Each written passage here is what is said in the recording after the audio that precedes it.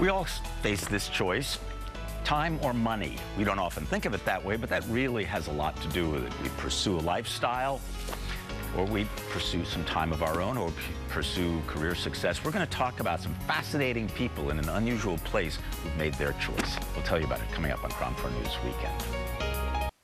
Anyone who has ever been to Japan knows that it is a country in hot pursuit of tomorrow. Well, a lot of it is, but there are plenty of people there, despite all the pressure of conformity, who have chosen to go a whole different direction.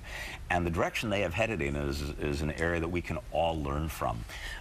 Andy Couturier is a writer. He's also a teacher of writing, and he's written a book called A Different Kind of Luxury, Japanese Lessons in Simple Living and Inner Abundance. Thanks very much for coming in.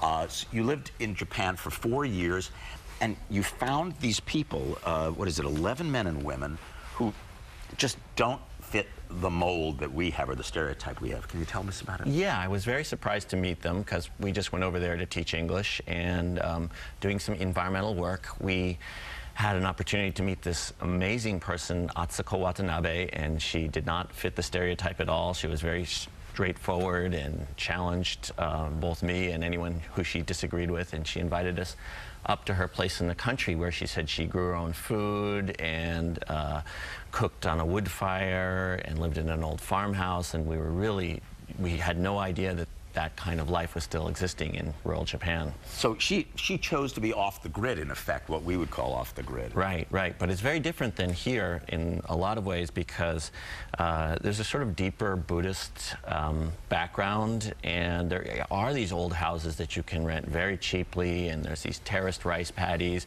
where you can grow a lot of your own food. It's very beautiful, the lushness of the countryside. So many of these people they're political, but they're also activists. Yeah. And they're also artists. Right. Can you tell us a little about Sure. I mean, their art is really stunning, and that was one of the things I was first drawn to. But then I realized that underneath the beautiful artwork, there was actually a whole way of life that really supported it, that actually reflected in the colors and the beauty of the work, and that behind that was a value system that really prioritized having a lot of time. Can you give us some examples of people who reflect that? Sure. There's a man named Nakamura, and he is a woodblock carver. He lived for 10 years in Nepal, in the Sherpa village, which really surprised me to meet out in the countryside of Japan. And you know, from when he was a little boy, he always wanted to go over the next mountain. He wanted to see what was beyond his own little world. And you know, he was caught up in the whole economic boom when he was growing up, and he got a job, a salaried job with a necktie as a dietitian. And he decided that if he had just stayed with that his whole life, he might end up at the end of his life with regrets. So he quit his job, which is a very difficult thing in a very conformist, status-oriented, money-oriented society, as mainstream Japan is, and went traveling. And he found a different way of life among the Nepali villagers. So, yeah. It is interesting that several of the people who dropped out chose to travel, not the standard Japanese travel that we think of here in San Francisco with the group and the umbrella in front, but they just went out there and became pioneers, frontiersmen, as it were. Yeah, and one person, he said, you know, I didn't have an ideology of not spending money. I just didn't have much money, and I wanted to be in India for a long time.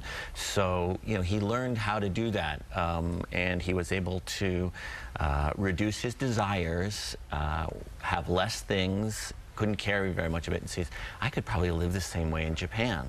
Right. And when he came back, he had this remarkable freedom by growing his own food and meeting his own needs, you know, with his own hands. Okay, so what?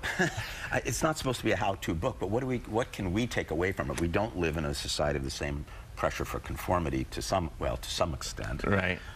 Well, I mean, I think in some ways, you know, just slowing down, trying to think, you know, taking enough time to think, what are we here for? You know, what is our life really about? Why, you know, did we come, if we want to think about it that way? Well, the message to me was that time is what these people have chosen. Right. It's time over money or over conformity. Or things. Or things. And you just have to make that decision at some point. You can have the time, you can have the things. Right. hard to have both. Right. But, you know, if you do make that time, then you can really contemplate on what's important to you. And that was what was most moving beyond all the artwork and the beautiful houses and the delicious food. And fascinating people. So if you would like to meet Andy, he's going to be doing a book signing event at the Berkeley Ecology Center Thursday at 7 p.m. Website is ecologycenter.org. And then he's going to be appearing at the Commonwealth Club on Tuesday, April 20th at 6 p.m., commonwealthclub.org. And the website for his book is adifferentkindofluxury.com. Actually, no A. No A. Just differentkindofluxury.com. Right. No A. Thanks very much. Thank you very much. Marty, Isabel.